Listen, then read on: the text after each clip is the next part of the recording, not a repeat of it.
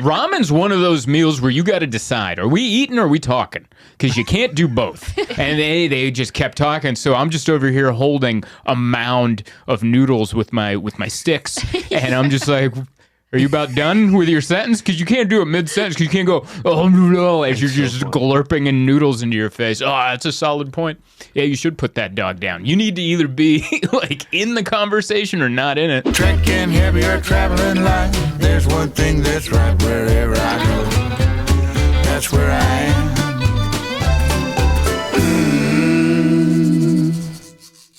Ease right in, but not this week. We're, try to flow in like it's a Mark Maron episode where every guest is like, what, are we recording? Because I was about to yell racial slurs. And they're like, yeah, we've been recording. Welcome to the show, everybody. This week in Zoltan, episode 351. I'm caught up on the numbering of the episodes. Hope you're doing well. If you're not, keep it to yourself, man. Don't bump someone else out with your problems. None of people do that. So many people are just quick to go, oh, let me ruin your day with my issues. And you're like, that's why we've been watching a lot of Mrs. Maisel. And I think back in the 50s and that era, everyone just internalized their problems and drank a little more. And they kept a good outer appearance while they were crying and dying on the inside. And I'm not saying that's the healthy way to do it. I'm just saying bring like 10% of that back. 90%, hey, therapy, share your feelings, process your traumas, and then, but also 10%, shut the hell up a little bit, all right? You're bumming me out with the thing that I wasn't involved. Is that a weird way to start? No, I like to start with the negativity. Yeah, just positive decorum, I would say. Keep it to yourself a little. I don't know. I guess that leads into the thing that I really learned over the last week is I'm trying to drink more. Like I feel like a lot of people are backing off drinking. Like we're in sober October right now, which I never do any of the months. Sober October, slap your mother March or whatever. Like I'm not into any of the. I don't like it when I don't like doing things with a group. Anything. I don't. I'm a just me and Emma or solo, like one other friend. I don't like doing group things, so I've never done a sober October or whatever the other ones are, like get your testicles checked January, all those. I've never done any of them, but I would like to drink more because it looks not to the point where I have a problem, but like right before then. That sweet spot right before people are worried, where like you just hit you're in stride with your drinking, where people say positive things like, wow, he can really handle his alcohol. He doesn't start a fight. He doesn't start crying. He never orders too much Chinese food. This guy's a real pro, man. He's a tank. He has a good general on him, a good cruise control where he can handle himself. Because that's a slippery slope. That's a weird area right before you like go down the cliff, because then one time you show up with a black eye or you start crying after a football game, people are like, you should never drink again. It's either one or the other. Like either you're like 10 steps before falling off the cliff and you're like, he's the best drinker I've ever seen. I would love to be like him. He's from Mad Men or something. He just has a sip and comes up with a great idea. Or you're off the other end where you're like, his children are worried. And they're writing out their love letters that they're going to read during the intervention. But I like it. There's something about it. I don't know if we're watching a lot of Mrs. Maisel or it's reminding. I never watched Mad Men, but I just assumed it was men drinking and saying everything's fine. Mm-hmm. It's just a lot of affairs and drinking. Affairs and drinking, which is just eating your problems. That's what they're doing. There's a lot of people going, how are you doing, Dave? And then some guy like, good. And just the way he said good, you were like, nothing's good. But I appreciate you keeping that on the inside because I'm also going to drink to look back at you and go, good, everything's fine. And that's why I want to drink more. It's because I feel like I've done a good job processing the issues, so I'm not drinking to hide. I'm drinking to just enjoy, You ever do that? You ever dim the lights at around 10 p.m., get yourself a little beer, maybe a whiskey, throw a couple ice cubes in there, put on a TV show, and you just like the dim lighting in the corners of your eyes. You hear the ice cubes clinking, kinking or clinking. My kink is the clinking of the ice cubes in the glass. And then you're just like, I love life. And then you look at a book on the counter and you're like, maybe I'll read that book, but you don't. Instead, you get on YouTube. But you thought about reading the book, which is almost as good as reading the book. And you just have this like real sense of accomplishment. That's the part of drinking I like. That's the real part I like. I don't know. Do you drink often? Not often, but a decent amount. But I was going to say we're trying to do different things right now. I'm trying to drink less. So Yeah, are you in the sober October thing? no, I'm like what you kind of were explaining. I'm the guy who's like I can drink a lot. I could not drink for weeks. I could drink every night for a week. I could when I get drunk, I'm not like a nightmare to be around or anything. So Right. I Yeah, got that lucky with good that. in between. My mom's whole family is just drunks, so I got lucky. Oh, good. Or You alcoholics or dead. The alcoholics are dead. Dead from alcoholism? Yeah. Oh, More or right. less. Wow. Now it's somber. Now Yeah, it's a it's sad now. conversation. Well, I'm sorry to hear that. No, But it's fine. way to beat the genetics. Irish, baby. That's the thing. I beat the genetics on my mom's side. And then my dad, I think I've seen my dad drink a beer maybe twice ever in my life, which is Wow. wild, right? Because everyone's dad's usually just throwing back beers and shit. Yeah, yelling at the TV. Your mother. My dad's square. He was born in the wrong decade. He's like, no drugs. I don't think he's ever seen weed in his life. Just listens for to him. Frank Sinatra, reads, and does nothing else. Wow. So that's how I grew up. Sounds like a good man. Yeah, yes. He's a good guy. He sounds like Abe from Marvelous Mrs. Maisel, where Tony Shalhoub is just like, hi, I'm into knowledge and not knowing on with what my daughter is doing. Like, I like that. I grew up in a household without any type of alcohol. Like, there was beer there, but rarely. If my mom was drinking a beer, that was a rough day. I was like, what happened, Mom? Right. And she's just like, I got to put my feet up. And it's either this beer or I'm going to kill my boss tomorrow. And you're like, absolutely, dude, take a load off, Ma. But that was so rare, so few and far between that I just grew up without that. And I like it. I think if we ever have kids, I would get rid of it just because I guess I don't want them to think it's normal. Just find it out on your own if you do. I don't know. But I like this for you in the meantime. Thank you. You're welcome. Thank you. I feel like you enjoy my company sometimes a little more after I have a beer. Because I'm also a lightweight. It doesn't take much for me. Yeah. It depends on the beer. Like, well, this is a Topo Chico. This has nothing in it. But I don't know why I lifted it like... Well, like, they got spiked seltzers, but... Yeah. Like one or two seltzers will get me there pretty good. Wow. But if it's like a IPA, like one IPA, and then I'll have the second one, and I'll be like, what? Yeah. Like, it's a lot of pointing. A lot of pointing's happening. That's awesome. Yeah. Lightweight sounds great. It's great. I've never built up my tolerance. It's wild. I built up a beer. Yeah, hard liquor. Yeah, I built up a beer tolerance though. I could drink beer all night and I could like be fine. And just coast. Are we talking Bud Lights or are we talking like the mean beers, like an IPA or a... If I got food in me, I could drink a few IPAs and I'm fine. That's my goal. Yeah. That's my goal. I have 2 IPAs and I have to take a dump. I don't know what they put in these IPAs. Dude, they are. Some of them are spicy. Some of them where you're like, what, do you put the same thing that is in my morning coffee into this IPA? What have you done here?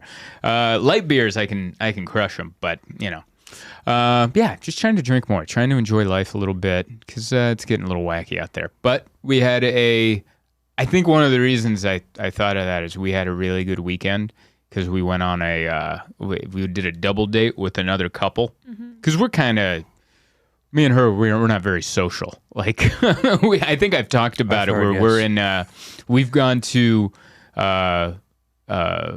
backgammon, like a socializing backgammon thing where we just don't make eye contact with anybody. I've talked about that before on here, and we just do our own thing. So we're like, you made a friend, Michaela, and then we've hung out with her boyfriend, Tim, and I enjoyed their company. So we went to a Georgian restaurant in Manhattan, which I didn't know.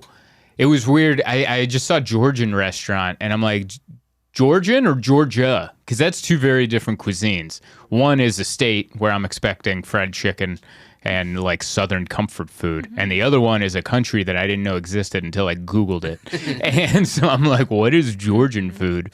And Really good food. It's really good. We pretty much found out it's kind of, how'd you describe it? It's like Middle Eastern without rice?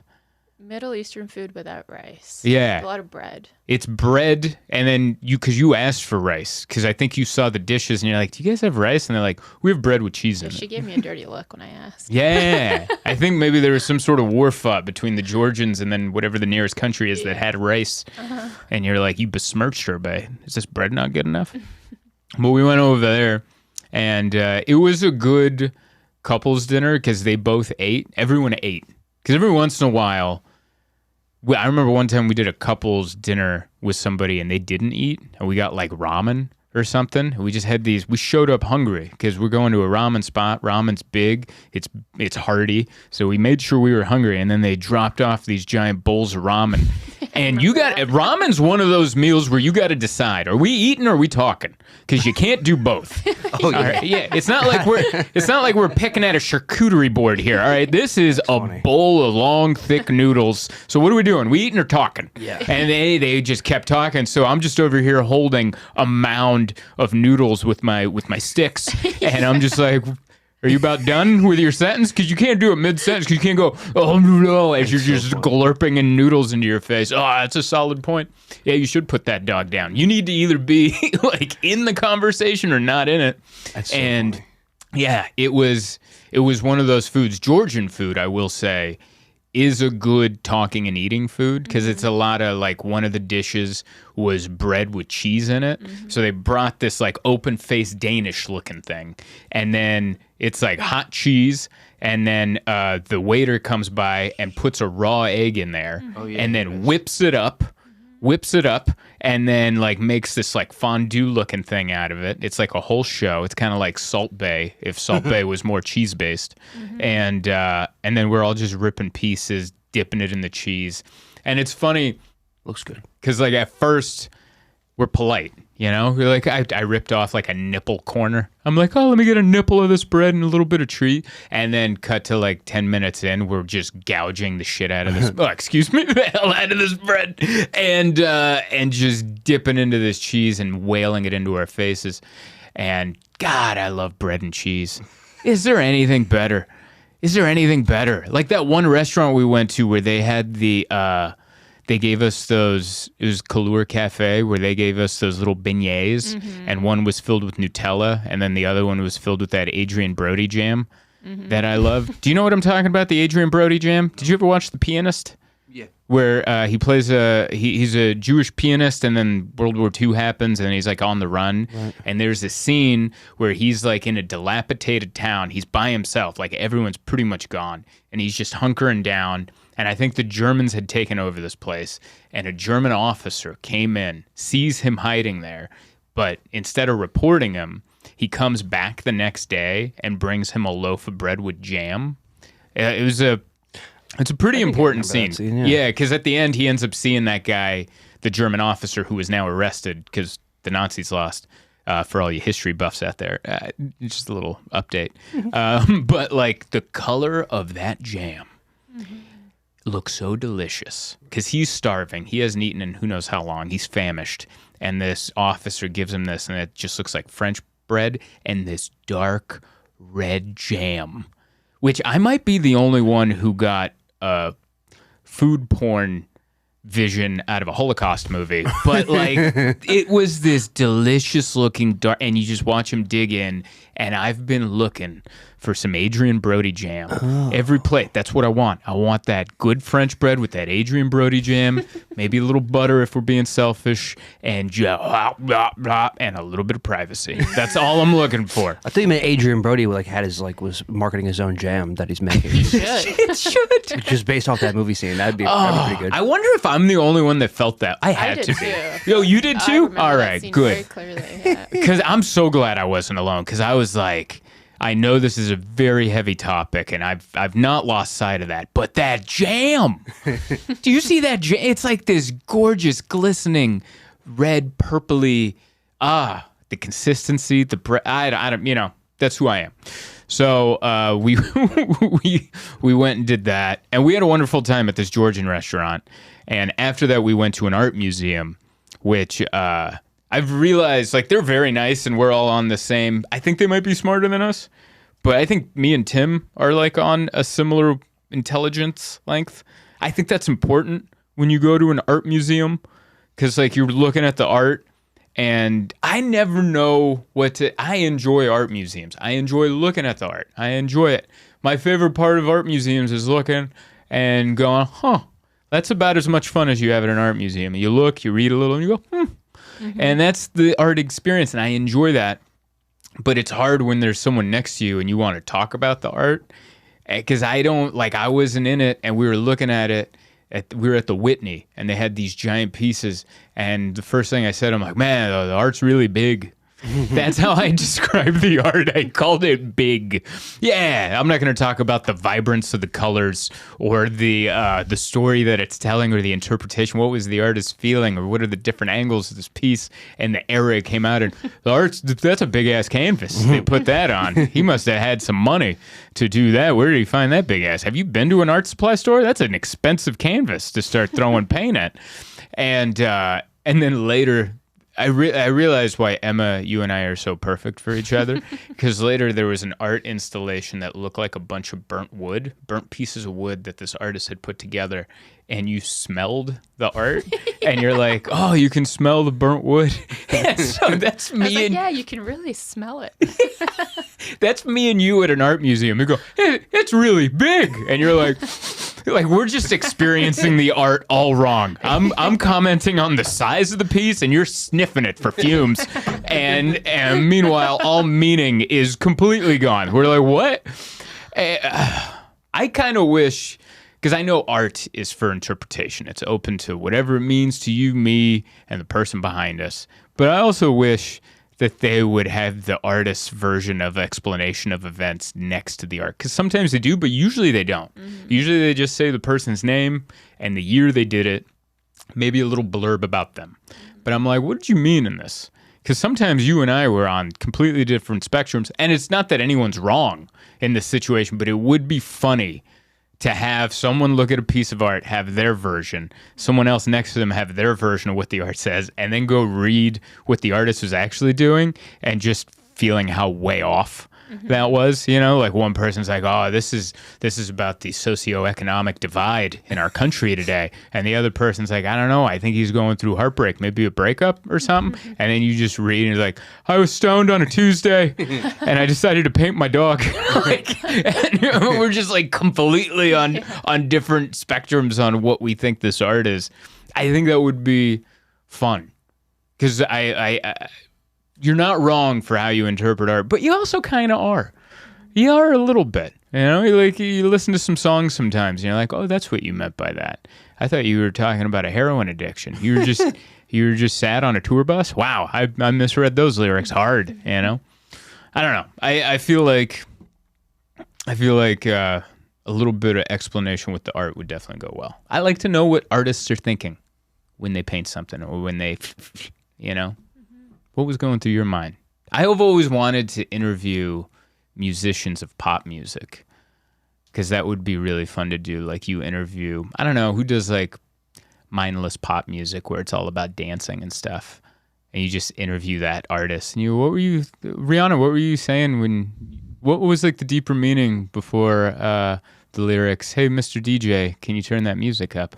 What was going on one level deeper than that? And she's like, no, I was just trying to get the DJ to turn the music up, because I thought the sound system could handle a little more bass. Like, it would be fun to have someone sit down and have like an Inside the Actor studio interview, but only on artist songs that are surface level dance music. Like just interview a DJ with like a symbol for a name. It's like, so Avicii or whatever your name is. So Deadmau5. So Skrillex. When you decided to go from like, what made you go at that part instead of during more of the part? And then just have them go like, what? You know, have them look over their laptops while they try to answer you. I don't know. This is what I was talking about. What else did I write down? I wanted to start drinking more. Went on a couple's date. We also went to the public library. We did that. Have you ever done that? The big New York City public library? The one that's in like, it's like a tourist attraction? I have not, no. I thought there would be more books. Really? Yeah, Emma brought that up. Emma, at the end, we went in, and there's a lot of books. It's like for the like a whole city one, so it's like gigantic. Because there's like a library in my neighborhood. Right. Yeah, no, like the ones you see in the movies. Is it uptown? Yeah, It's probably midtown or uptown, maybe. I think. I don't know all the knows? neighborhoods. It's south of here, but it's like it's the one you see in the movies. Like when I'm gonna make up a movie scene. Home Alone 2, Lost in New York, when he's trying to plan his murder of the two burglars. I think he's in. I don't think he is, but let's say he's in the big library scene, and then some old man with glasses goes shh, and then he's like, "Oh, sorry, I'm writing too loud." It was a beautiful library. Gorgeous. Yeah. They have like paintings up above. It was like the Sistine Chapel. It was like the Sistine Chapel of books, except they could have used a few more books. And the Wi-Fi was kind of weak. You know what? Maybe I have been in here. Because now that I'm looking at the It's inside, huge. it looks familiar. It's huge, and there's like a bunch of different rooms. They actually have an art exhibit in there about the subway that you thought was a subway station for a second. Hey, That's all don't right. throw me under the bus. Throwing you under the subway is what I'm doing. No, There's subway stations hidden all over. the only reason I knew that, because I thought it was a subway station too, but it said 1977 above it. So I'm like, oh, okay, they're doing like a train exhibit, because otherwise they really did make it look like you were entering the subway. I thought that was the exit. Oh, you thought it was the exit entrance? You know, depending on what position, it's all the same. What? Anyway, yeah, the museum. We didn't go into any of the museums at the bookstore or at the library. We went in because they're doing a bunch of construction on the unit below us. And we're like, let's go have a day, but let's get some work done. So we loaded up our backpacks, and then I think it was your idea. You're like, let's go to that big-ass library. And we went over there, and it's really cool. They do a good job separating the tourists from the people that are actually trying to study in that big room, like get work done. Right. There's a door guy. There's a bouncer at the door, and they're like, are you a tourist? And they're like, no, we're studying. They're like, go right ahead. And all these tourists with vlogging cameras and all that, they got to stay outside, and they ship them in during certain times so they can do whatever the hell they want to do. And so we got to go in there, super quiet. I set up, I didn't even try to do any computer work. I just, because the Wi-Fi is horrible over there. And I ended up just I brought my own book, and I just read my own book. And it actually reminded me of when I had to go to the library in school, and they'd be like, research this topic, and you just have the book laid out, and you're just like this. You just got your like elbow up on the table and your head in. You're like, I'm learning. And it actually made the book that I brought that I liked at home, I made me for the first 5 minutes not like it there. Because it felt like I was assigned just by the setting of it. And then slowly that kind of washed away.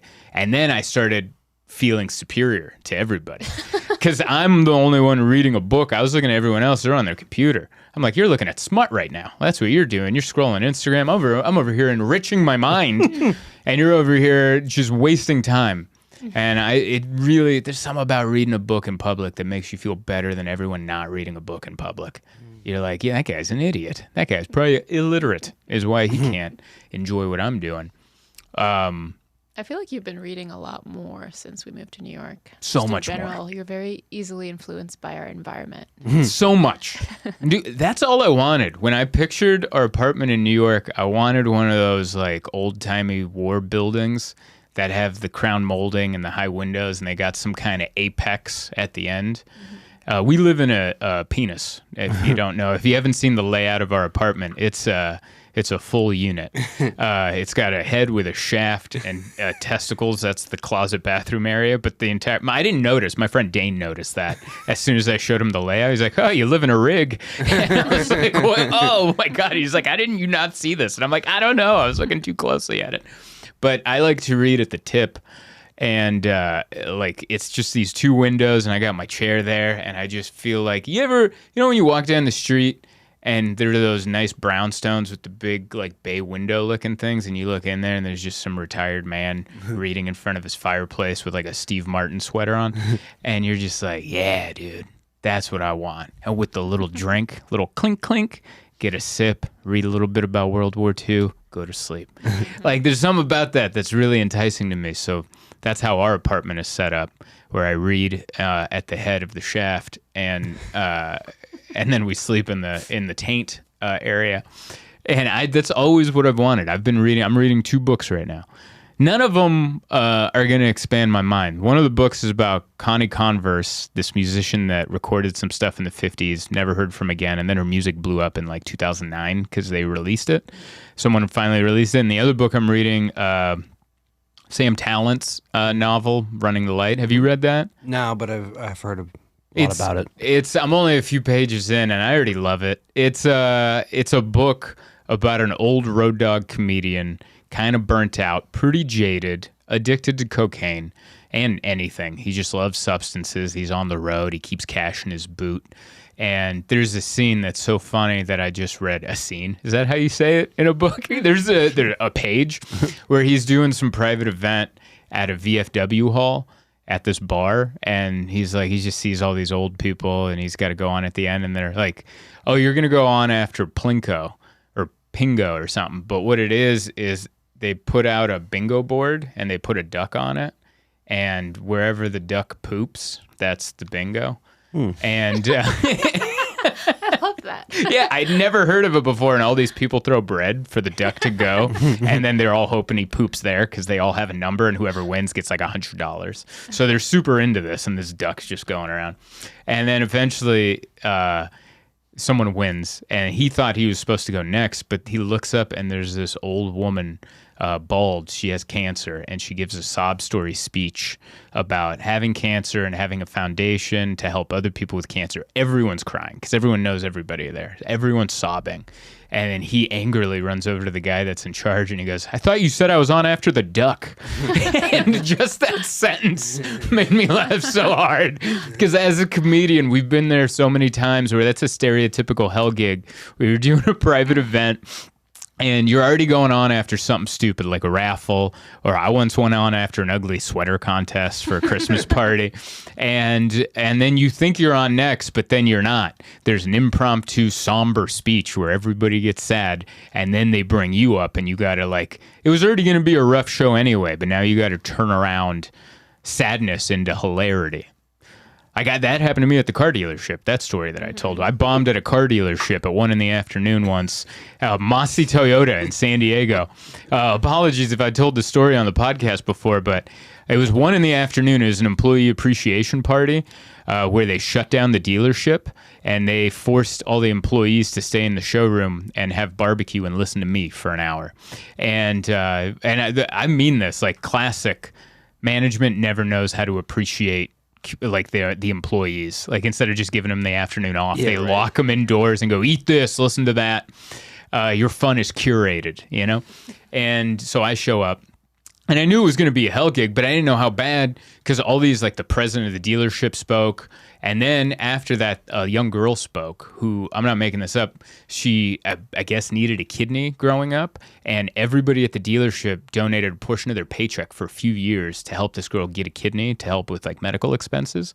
And she had come back to let them know, hey, because of you guys donating your paychecks for all those years, I got my kidney, I'm doing great, and I'm going off to UCLA to be whatever. I tuned out at that point because now everybody's crying. She's crying.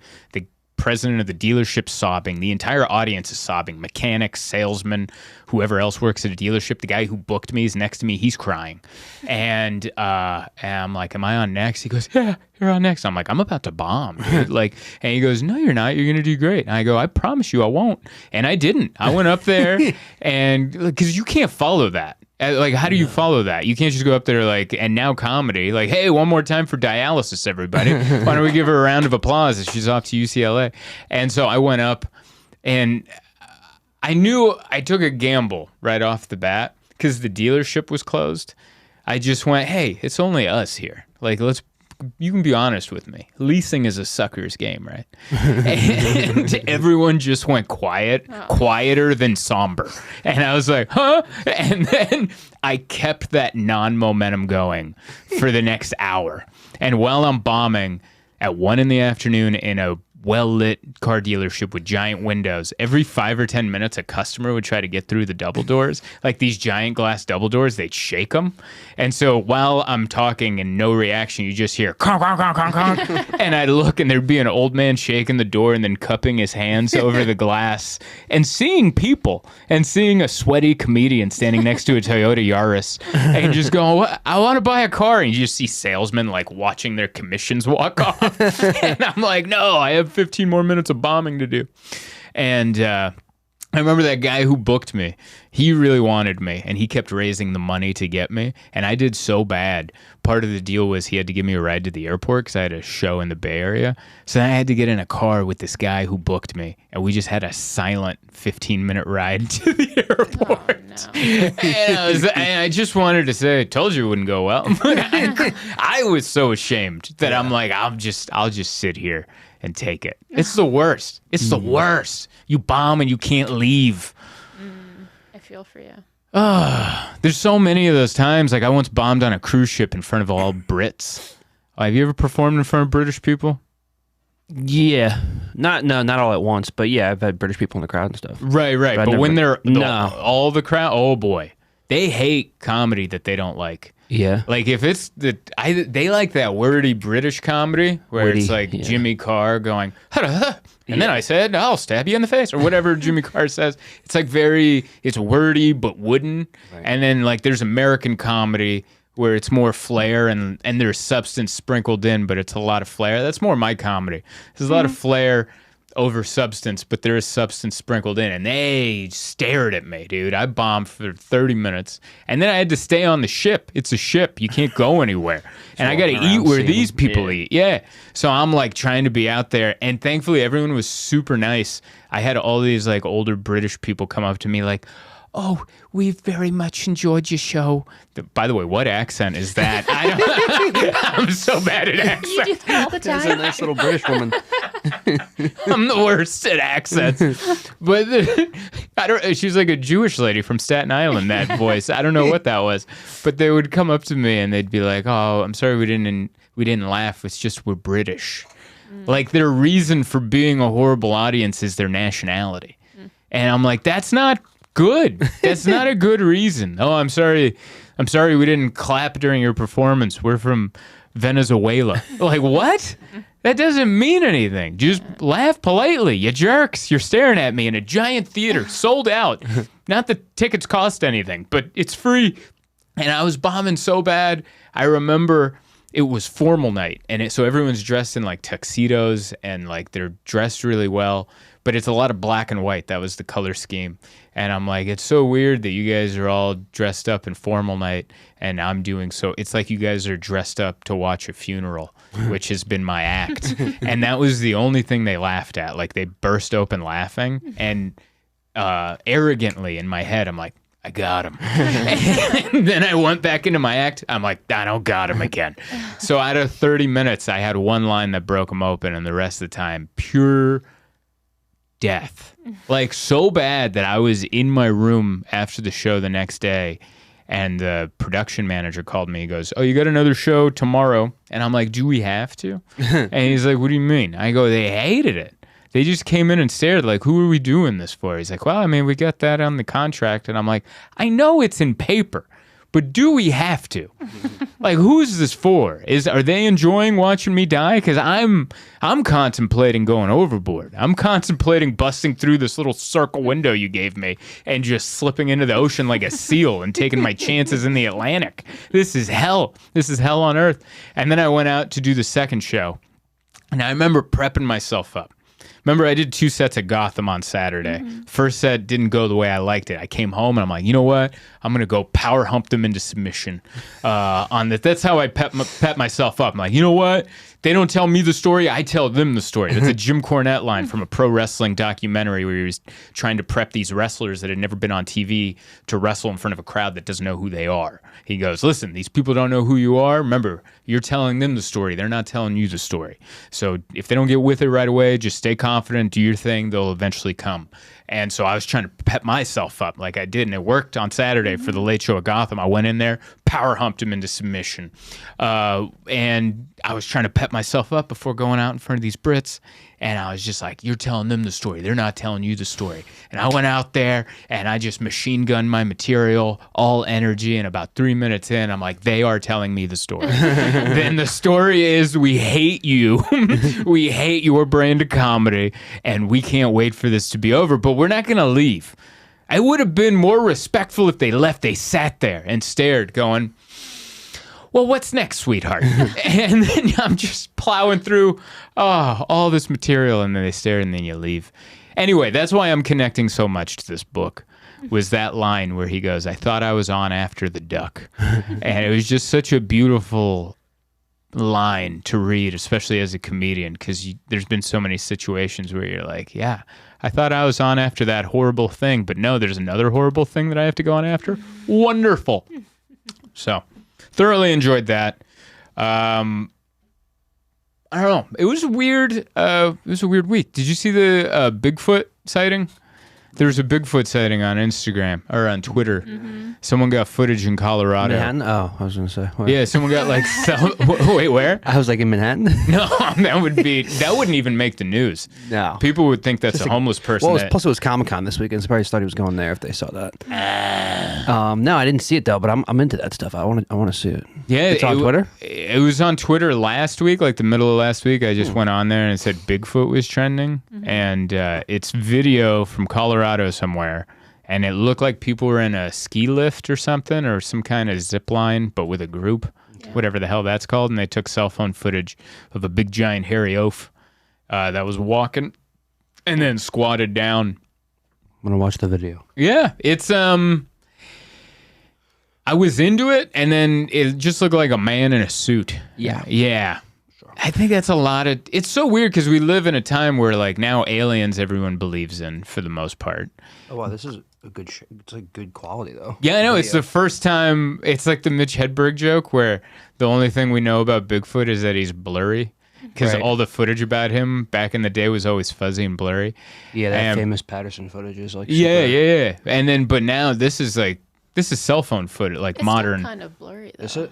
Yeah, because it's moving. But I mean, it's the clearest they have of Bigfoot in the history of Bigfoot footage. That was it? Yeah. That was it. Yeah, this is clear. This is like, because the most famous footage is that Patterson footage, right? From like the 60s where he like looks back. Yeah, he looks back, he walks, and he looks back. He kind of looks like that guy. Apparently did like a whole breakdown on how it was with the shoulders and everything on how it's a guy. Oh, really? Yeah, there's like 58 documentaries on it, but... Oh, yeah. No, this is pretty sick, though. That's pretty badass. Like, it makes me... I want it to be real, because I live in a time where now aliens have been proven true, or at least UFOs have been... What'd you say? I said he just squats down in the middle of the thing. Yeah. You're right about aliens, though. I took your rec on Encounters. Did you like it? I've watched the first two. Yeah, I like it a lot. Yeah. The first two... That school one is... That's wild. Wild. And there's a dude I know, he works at, Barstool. He's a producer at Barstool, and he's from Zimbabwe, and he was at the school, and he was telling us that, like, yeah. He was there when it happened? Yeah, he was a little kid. He doesn't remember much. He was like, whatever, very young, but he was like, wow. And I was like, he was there for the aliens. That's just wild, though. But that one guy in that second episode who's saying, he's saying they're all lying, the weird-looking guy. Oh, yeah. And I'm just like... I mean, it's 62 kids or 62 people plus the teachers, whatever it was. Right. And I think he's just afraid of what he saw. Yeah, probably. He probably just blocked it out because of the trauma. Yeah. And it's like, you almost want to make eye contact with that guy and going, hey, you coming to grips with this alien thing is probably the fifth thing you need to process. Because you're probably blocking out a whole lot of other things from your childhood. And you're like, there were no aliens because that means my dad did this to me. And you're like, And so it's like, dude, you need to go to therapy and process those other things and then stop discrediting your fellow classmates. Because it's 62 to 1 right now. Yeah. The black woman and the older woman who are literally saying they have the tape when they're 7 or whatever, and then they have the tape when they're now, and they're saying the exact same stories. I'm just like, it's pretty wild. It's pretty wild. So, like, we live in an era now where there's so much evidence of ghosts. I've been molested by a ghost. There's There's UFOs, which I've never seen a UFO, but there's so much video evidence. Now the government is acknowledging the existence of UFOs. But for some reason, Bigfoot is still... Bigfoot can't get any respect. Bigfoot is like the Rodney Dangerfield of like extraterrestrial or like people that just don't want to believe. Like they're like, what is this thing? Yeah, and this is wild. it's goofy. He's like the clown of that genre. You know, he's like the guitar act of comedians or something, where it's like, yeah, dude, you do what we do, but you don't. You got a gimmick and we don't appreciate it, or you got puppets or something. You have like an extra thing. But it would be funny if there became like this big thing and we found a Bigfoot. Because I feel like if we found one and captured him, I give it 7 days until he's a guest on Rogan. You know, just sitting there smoking a joint with Joe Rogan, and he's like, "So what do you like eat?" I mean, for all the people obsessed with, like, if they can prove this isn't it, then like, all right, it's not. Come on, it's not. This isn't great footage. It's great footage. Yeah, he's got big dumb long arms. It doesn't even look like they're that far away from him in the middle of the day. Yeah. Yeah. Yeah. I think that's why he sat down. He's like, I think Bigfoot, if that's real and not just a guy in a suit, I think he was walking through and he's like, bah, and that zip line must be new or whatever. That like, and he's like, what the hell is that? Sit down. And he just tried to blend into the shrubbery like he's a sniper in Afghanistan. He's like, oh, I'm doing all right. Like, everything's fine. And you're like, nah, dude, we see you. Dude, yeah, that's wild. There haven't been any skeletons of Bigfoot found, right? I don't think so. That's the thing. I'm like, they would been if he was real, you're gonna find some dead Bigfoot bodies in the last 100 years, no? Yeah. Right. Bigfoot bodies, Bigfoot turds. Like there should be something. Bigfoot hair. Like I remember one time I watched a documentary where they found some hair stuck to a tree and they ran DNA evidence on it and it came back inconclusive.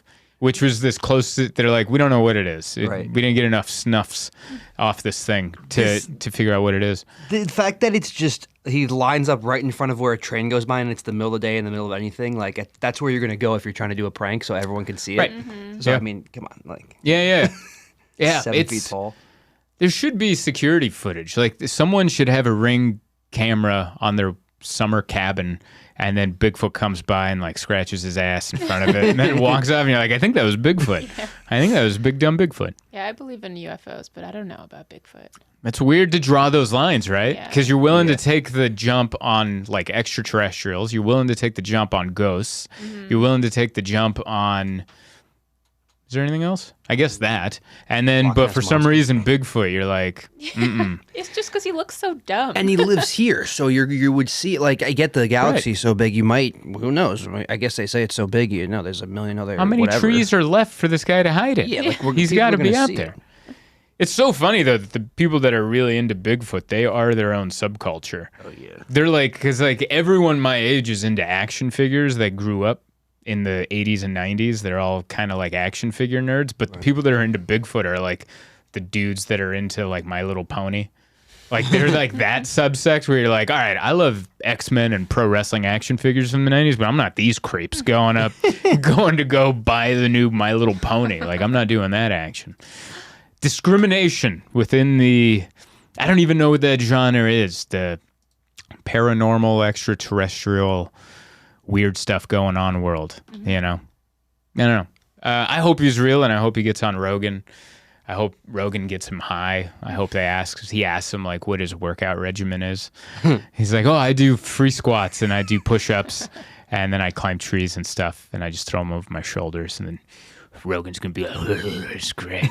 He's gonna do that thing where he just asks him all his question in low voice, where he goes, how many times are you out there? And you just see Wolf, and you're like, I'm gonna rip the face off of that one. And then he goes in and goes, all the time. And he's like, that's badass, man. That's my favorite part, by the way. If I can go off on a little tangent of bro-y podcasts, Rogan's not the only one that does this, but every once in a while, like I get recommended podcasts that aren't comedy related, but I guess they get lumped in with comedy because they're bro-y like Rogan's is, where it will just be like a dude with a big beard and he'll just be talking into a microphone with low voice. I've realized that's how big beefy dumb guys try to sound smart, is they do the Kim Kardashian thing where they slow down but they've added lowering their voice to make it sound like what they're saying is important. But if you actually listen to what they're saying, they're just like, yeah, kettlebells 3 times a week seems to help keep me in shape. But if you say like, man, kettlebells, dude, you swing those 10 times, 3 times a day, savage, dude, savage. And then you say it like that, and you're like, I think they're actually saying something. But then you break down what they're actually saying. I'm like, I think he's just said 3 times a week if you work out, you're good cardio, you know. It's that, and British accents also do it too. Oh, the Brits. Don't ask me to do it because I can't. Please don't. I can't do the British accent. For the love of God, I can't do every accent I do. I can't stick with it, and it slowly becomes Macho Man Randy Savage. I can't explain it. Like, it'll start as what I'm trying to do. It'll be bad, and then it will slowly morph to like Japanese, and then Macho Man Randy Savage. It's bizarre. I once did an audition. There was a casting director in LA that used to like me like 10 years ago. Like, she liked my comedy. She worked at Nickelodeon, and she brought me in for a couple things. But I was 2 things. One, I was such a bad actor that eventually she's like, I got to stop bringing you in. She didn't say that to me. She just stopped bringing me in. But 2, the first thing she brought me in for was this Bella and the Bulldog show. It was on Nickelodeon for a while. And there was a role for a janitor. So I was going to play a janitor at a school, which I told her, I'm like, this is a perfect role for me. I used to be a janitor. I was a janitor at a retirement home, like pushing a trash can with wheels, sprinkling sawdust, running the carpet scrubber. I can do all, like, I've done the job. I'm qualified to do the job. And then I come in and I do my lines, and she's like, I can tell she doesn't like it, but she's like being supportive because she likes my comedy. So she's like rooting. I can tell she's rooting for me. And she goes, maybe you could try it with like, can you do like a Hungarian accent? And I'm like, I'm Hungarian. And she's like, that's great. If you did it with a Hungarian accent. I got about 2 lines in to the Hungarian accent. She goes, yeah, just go back to what you were doing before. And I was like, damn. That's when you know you're really bad at something, where someone likes, like, they're rooting for you. They're like, I'm in charge. I can give you this role. I'm in charge of putting people in, and I just can't do it. I like that it doesn't slow you down either. You just keep doing it. Oh, that really hurt. That hurts. I have to listen to it. You mean the accent, Not my career. No. Okay, because I took it. Specifically the British accent. That Yeah, one's bad. because it's fun. It's fun to do accents. You're at enjoy home yourself. and you're just doing the dishes, and you're like, pip pip cheerio. Oh, how you doing, love? And then slowly it'll just turn Japanese, and then Macho Man. Yeah, I love you. Oh, it's so bad. I'm a horrible accent guy. You have to listen to me do a lot of voiceover auditions, which thankfully I think they're going to stop giving me because I've done so many bad ones. I think my agency stopped sending me.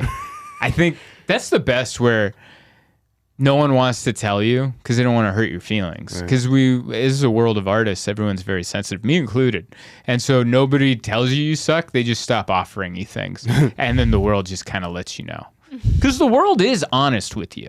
Like, if you're bad at something, the world will kind of let you know. Just through how opportunity and closed doors, they'll kind of help funnel you to where you're supposed to go, you know? Wise words. I think they are. But there are those people that just keep showing up. That's why when you said, and you keep trying, like, I took that to mean, like, my career. Like, I keep trying. No. I know. But I took it to the deepest part because I'm a sensitive artist. Pain in the ass. Number 1 fan. Huh? Number 1 fan over here. Oh, you got to fight my mother for that role. It's you and my mother jockeying for number 1 fan. What else did I have here? Making friends as an adult. That's always hard. I think I've talked about that on here. Trying to make friends as an adult. We did a good job on that couple's date. We did a good job. I was conversating. You were conversating. They were conversating. It was a fun night. Ended up having a blast of a time. It's just hard to make a connection with somebody, you know, especially at 30, in your 30s, because everyone's got stuff going on. And some people are, kind of like I said in the beginning, some people are open, some people are closed off, some people are too open, some people are statues, and you just want that sweet spot, you know? Where I have my friends for different things. Like I have my friend that I call about books, where we talk about books. And then I I don't have have any of those friends. Huh? I don't have any of those friends. Book friends? You don't have a book friend? Hell no. Dude, I got a book friend.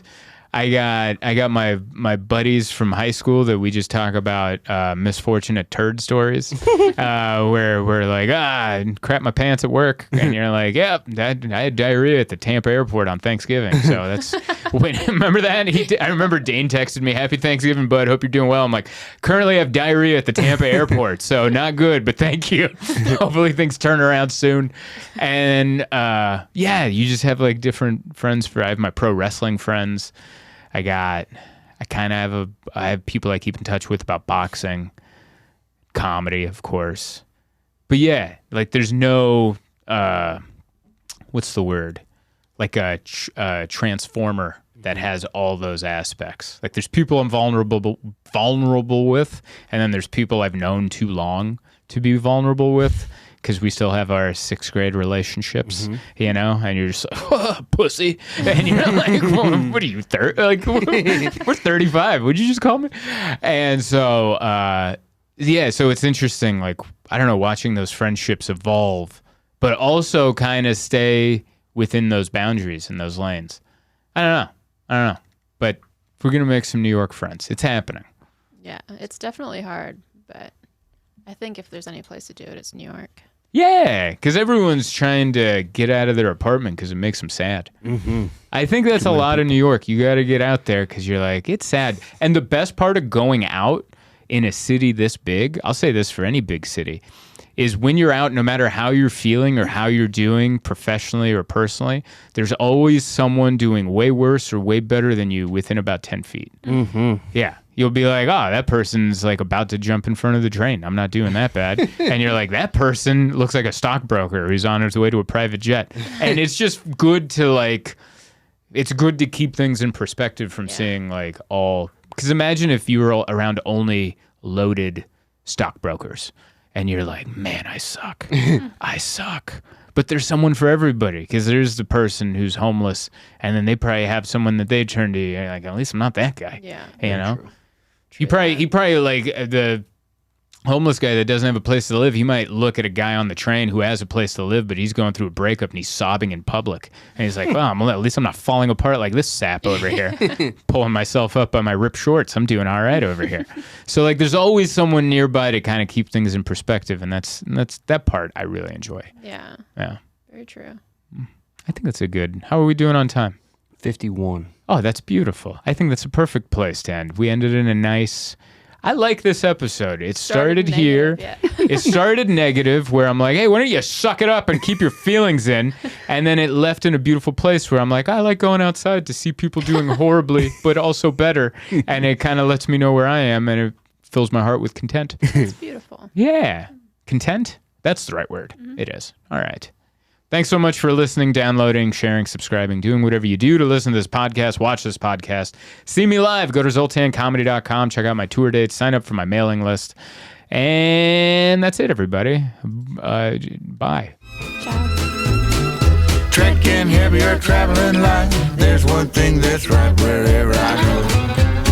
That's where I am.